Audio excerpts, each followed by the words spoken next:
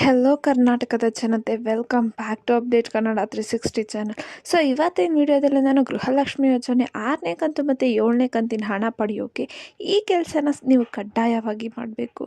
So ಏನೇನೆಲ್ಲ ಕೆಲಸ ಮಾಡಬೇಕಂತ ಈ ವಿಡಿಯೋದಲ್ಲಿ ಕಂಪ್ಲೀಟಾಗಿ ತಿಳಿಸ್ಕೊಡ್ತೀನಿ. ಬನ್ನಿ ವಿಡಿಯೋನ ಸ್ಟಾರ್ಟ್ ಮಾಡೋಕ್ಕಿಂತ ಮುಂಚೆ ನೀವೇನಾದರೂ ನಮ್ಮ ಚಾನಲ್ಗೆ ಸಬ್ಸ್ಕ್ರೈಬ್ ಮಾಡ್ಕೊಂಡಿಲ್ಲ ಅಂದರೆ ದಯವಿಟ್ಟು ಚಾನಲ್ಗೆ ಸಬ್ಸ್ಕ್ರೈಬ್ನ ಮಾಡ್ಕೊಳ್ಳಿ. ಹಾಗೆ ಬೆಲ್ಲೈಕನನ್ನು ಪ್ರೆಸ್ ಮಾಡಿ, ವಿಡಿಯೋನ ಆದಷ್ಟು ಶೇರ್ ಮಾಡಿ ಅಂತ ಕೇಳ್ತಾ ವಿಡಿಯೋಗೆ ಲೈಕ್ ಕೊಟ್ಬಿಟ್ಟು ವಿಡಿಯೋನ ನೋಡಿ. ಸೊ ಸರ್ಕಾರದ ಏನು ಒಂದು ಮಹತ್ವಾಕಾಂಕ್ಷೆಯ ಗೃಹಲಕ್ಷ್ಮಿ ಯೋಜನೆ ಇತ್ತಲ್ಲ, ಈ ಗೃಹಲಕ್ಷ್ಮಿ ಯೋಜನೆಯಲ್ಲಿ ಪ್ರತಿ ತಿಂಗಳು ಫಲಾನುಭವಿ ಮಹಿಳೆಯರಿಗೆ 2,000 ರೂಪಾಯಿನ ಅವ್ರ ಖಾತೆಗೆ ಜಮಾ ಮಾಡ್ತಿತ್ತು ಸರ್ಕಾರ. ಸೊ ಈ ಯೋಜನೆ ಹಣವನ್ನು ಈಗಾಗಲೇ ಸಾಕಷ್ಟು ಮಹಿಳೆಯರು ಪಡ್ಕೊಂಡಿದ್ದಾರೆ.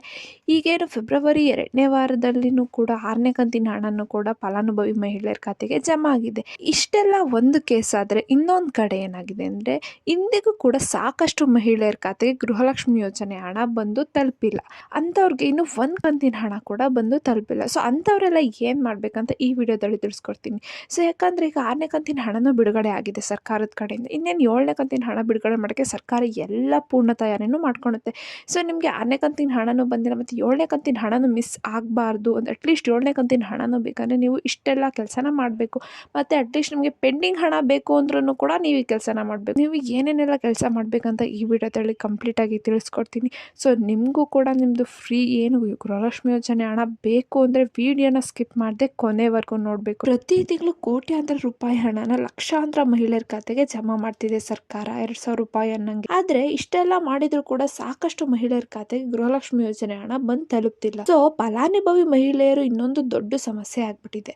ಸೊ ಅಷ್ಟೇ ಅಲ್ಲದೆ ಸರ್ಕಾರವು ಕೂಡ ಯಾವ ಕಾರಣಕ್ಕಿಂತ ಫಲಾನುಭವಿ ಮಹಿಳೆಯರ ಖಾತೆಗೆ ಹಣ ಬರ್ತಿಲ್ಲ ಅಂತ ತಿಳ್ಕೊಳಕ್ಕೆ ಸಾಕಷ್ಟು ಚೇಂಜಸ್ನ ಕೂಡ ಮಾಡ್ಕೊಂಡು. ಸೊ ಅದರಲ್ಲಿ ಪ್ರಮುಖವಾದ ಬದಲಾವಣೆಗಳು ಅಂದರೆ ನಿಮ್ಮ ಬ್ಯಾಂಕ್ ಖಾತೆಗೆ ಆಧಾರ್ ಸೀಡಿಂಗ್ನ ಮಾಡಿಸೋದು ಮತ್ತು ರೇಷನ್ ಕಾರ್ಡ್ಗೆ KYC ಕಡ್ಡಾಯವಾಗಿ ಮಾಡ್ತು. ಸೊ ದಟ್ ಅವರು ಯಾರಿಗೂ ಕೂಡ ಮಿಸ್ ಮಾಡ್ತೇನೆ ಅವ್ರ ಖಾತೆಗೆ ಹಣ ಜಮಾ ಆಗುತ್ತೆ ಅಂದ್ಬಿಟ್ಟು ಒಂದು ಪರಿಶೀಲನೆ ಮಾಡ್ಕೊಳಕ್ಕೆ. ಆದರೂ ಕೂಡ ಇದು ಕೆಲಸ ಮಾಡ್ಕೊಂಡಿರೋ ಮಹಿಳೆಯರ ಖಾತೆಗೆ ಹಣ ಜಮಾ ಆಗ್ತಿಲ್ಲ. ಸೊ ಅಂಥವ್ರು ಏನು ಮಾಡಬೇಕು? ಸೊ ಅದಕ್ಕೆ ಅಂತಾನೆ ಆಶಾ ಕಾರ್ಯಕರ್ತರು ಹಾಗೂ ಅಂಗನವಾಡಿ ಕಾರ್ಯಕರ್ತರಿಗೆ ಹಣ ಯಾಕೆ ಜಮಾ ಆಗಿಲ್ಲ ಫಲಾನುಭವಿ ಮಹಿಳೆಯರಿಗೆ ಗುರುತಿಸಿ ನೀವೇ ಅವರಿಗೆ ಒಂದು ಸಮಸ್ಯೆಗೆ ಒಂದು ಪರಿಹಾರನ ಕೊಡಿಸ್ಬೇಕು, ಖುದ್ದಾಗಿ ನೀವೇ ಹೋಗ್ಬಿಟ್ಟು. ಸೊ ಇದನ್ನು ಕೂಡ ಸರ್ಕಾರ ಟ್ರೈ ಮಾಡ್ತು. ಸೊ ಇದೆಲ್ಲ ಮಾಡಿದ ನಂತರ ನಮಗೆ ಒಂದು ಗೊತ್ತಾಗಿದ್ದೇನೆಂದರೆ, ಒಂದು ಸರ್ಕಾರದ ಕಡೆಯಿಂದನೇ ಆಗಿರೋ ಸರ್ವರ್ ಸಮಸ್ಯೆಯಿಂದನೂ ಅದಕ್ಕೆ ಅವ್ರ ಖಾತೆಗೆ ಹಣ ಜಮಾ ಮಾಡೋಕ್ಕಾಗ ಸರ್ಕಾರ ನಮಗೆ ತಿಳಿಸ್ತು. ಸೊ ಇಷ್ಟೆಲ್ಲ ಸಮಸ್ಯೆಗಳನ್ನ ಹೊರತುಪಡಿಸಿ ಮಹಿಳೆಯರ ಖಾತೆಗೆ ಹಣ ಜಮಾ ಆಗದೆ ಇರೋಕ್ಕೆ ಇನ್ನೂ ಒಂದು ಕಾರಣ ಸಿಕ್ಕಿ. ತಕ್ಷಣ ನೀವು ಈ ಕೆಲಸ ಮಾಡದೇ ಇದ್ರೆ ಮುಂದಿನ ಗೃಹಲಕ್ಷ್ಮಿ ಹಣ ಪಡೆದುಕೊಳ್ಳಲು ನಿಮಗೆ ಸಮಸ್ಯೆ ಆಗ್ಬೋದು. ಸೊ ಏನಂದರೆ ಸರ್ಕಾರ ಸ್ಟಾರ್ಟಿಂಗ್ ಈ ಗೃಹಲಕ್ಷ್ಮಿ ಯೋಜನೆನ ಸ್ಟಾರ್ಟ್ ಮಾಡಿದಾಗ ಒಂದಷ್ಟು ಮಾನದಂಡಗಳನ್ನ ಸರ್ಕಾರ ನೀಡಿತ್ತು. ಅಂದರೆ ಅಪ್ಲಿಕೇಶನ್ ಹಾಕೋಕ್ಕಿಂತ ಮುಂಚೆ ಅದ್ರ ಪ್ರಕಾರ ಏನಂದರೆ, ಯಾವುದೇ ಆದಾಯ ತೆರಿಗೆ ಪಾವತಿ ಅಂದರೆ ಇನ್ಕಮ್ ಟ್ಯಾಕ್ಸ್ ಪೇಯರ್ ಇದ್ದರೆ ಅಂಥವ್ರು ಗೃಹಲಕ್ಷ್ಮಿ ಯೋಜನೆಗೆ ಅಪ್ಲಿಕೇಶನ್ ಹಾಕೋಕ್ಕಾಗಲ್ಲ. ಸೊ ನಿಮ್ಮ ಮನೆಯಲ್ಲಿ ಏನಾದರೂ ಗೌರ್ಮೆಂಟ್ ಎಂಪ್ಲಾಯೀಸ್ ಇದ್ದರೂ ಕೂಡ ಅಂಥವ್ರಿಗೆ ಈ ಗೃಹಲಕ್ಷ್ಮಿ ಯೋಜನೆಯ ಪ್ರಯೋಜನ ಪಡ್ಕೊಳಕ್ಕೆ ಸಾಧ್ಯ ಇಲ್ಲ ಅಂದ್ಬಿಟ್ಟು ಹೇಳ್ತು.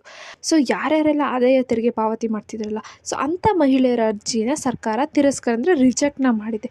ಸೊ ಈ ರೀತಿ ಅರ್ಜಿ ತಿರಸ್ಕಾರ ಮಾಡುವ ಸಮಯದಲ್ಲಿ 20,000 to 30,000 ಮಹಿಳೆಯರ ಅರ್ಜಿ ಕೂಡ ತಿರಸ್ಕಾರ ಆಗಿಬಿಟ್ಟಿದೆ ಸರ್ಕಾರದ ಕಡೆಯಿಂದ. ಅಥವಾ ಇಂತಹ ಮಹಿಳೆಯರ ಲಿಸ್ಟಲ್ಲಿ ಅರ್ಹ ಫಲಾನುಭವಿಗಳ ಮಹಿಳೆಯರ ಹೆಸರು ಕೂಡ ಸೇರ್ಕೊಬಿಟ್ಟಿದೆ. ಹಾಗಾಗಿ ಏನಾದರೂ ನಿಮ್ಮ ಹೆಸರು ಇದ್ದರೆ ತಕ್ಷಣ ನೀವು ಆದಾಯ ತೆರಿಗೆ ಪಾವತಿ ಮಾಡ್ತಿಲ್ಲ ಎಂದ್ಬಿಟ್ಟು ಒಂದು ದೃಢೀಕರಣ ಪತ್ರವನ್ನು ನೀವು ಹತ್ತಿರದ ಶಿಶು ಅಭಿವೃದ್ಧಿ ಇಲಾಖೆಗೆ ಸಲ್ಲಿಸಬೇಕು. ನೀವು ಮುಂದೆ ಸಂಬಂಧಪಟ್ಟ ಅಧಿಕಾರಿಗಳಿಗೆ ನಿಮ್ಮ ದೃಢೀಕರಣ ಪತ್ರನ ಕಳಿಸ್ತಾರೆ.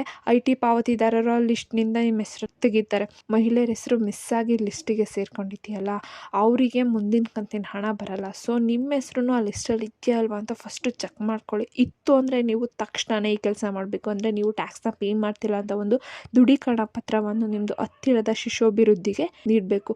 ಯಾರ್ಯಾರೆಲ್ಲ ಇನ್ನು KYC ಆಗಿದೆಯೋ ಅಲ್ವೋ ಅಂತ ಚೆಕ್ ಮಾಡ್ಕೊಂಡಿಲ್ಲ, ದಯವಿಟ್ಟು KYC ಮಾಡಿಸ್ಕೊಳ್ಳಿ ಮತ್ತು ಆಧಾರ್ ಸೀಡಿಂಗ್ನ ಮಾಡಿಸ್ಕೊಳ್ಳಿ. ಮತ್ತು ಇನ್ನೇನಾದರೂ ನಿಮ್ಮ ಬ್ಯಾಂಕ್ ಖಾತೆಗೆ ಹಣ ಬರ್ತಿಲ್ಲ ಅಂದರೆ ನಾನು ಎಲ್ಲ ವಿಡಿಯೋದಲ್ಲೂ ತಿಳಿಸ್ದಂಗೆ ಅಂದರೆ ಪೋಸ್ಟ್ ಆಫೀಸಲ್ಲಿ ಒಂದು ನ್ಯೂ ಅಕೌಂಟ್ನ ಓಪನ್ ಮಾಡಿ ಪುಟ್ಟು ಗೃಹಲಕ್ಷ್ಮಿ ಯೋಜನೆಯ ವಿಡಿಯೋ ಇಷ್ಟ ಆಯಿತು ಅನ್ಕೊತೀನಿ. ಇಷ್ಟ ಆದರೆ ದಯವಿಟ್ಟು ನಮ್ಮ ಚಾನಲ್ಗೆ ಸಬ್ಸ್ಕ್ರೈಬ್ನ ಮಾಡ್ಕೊಳ್ಳಿ. ಹಾಗೆ ಬೆಲ್ಲೈಕನನ್ನು ಪ್ರೆಸ್ ಮಾಡೋದನ್ನ ಮರಿಬೇಡಿ ಅಂತ ಕೇಳ್ತಾ ವಿಡಿಯೋನ ಆದಷ್ಟು ಫಲಾನುಭವಿ ಮಹಿಳೆಯರಿಗೆ ಶೇರ್ ಮಾಡಿ. ಸೊ ದಟ್ ಅವ್ರಿಗೂ ಇನ್ಫಾರ್ಮೇಷನ್ ಗೊತ್ತಾಗುತ್ತೆ ಅಂತ ಹೇಳ್ತಾ ವಿಡಿಯೋಗೆ ಲೈಕ್ ಕೊಡಿ. ಏನೇ ಪ್ರಾಬ್ಲಮ್ ಅಂತಂದ್ರೆ ಕಮೆಂಟ್ನ ಹಾಕಿ. ಧನ್ಯವಾದಗಳು.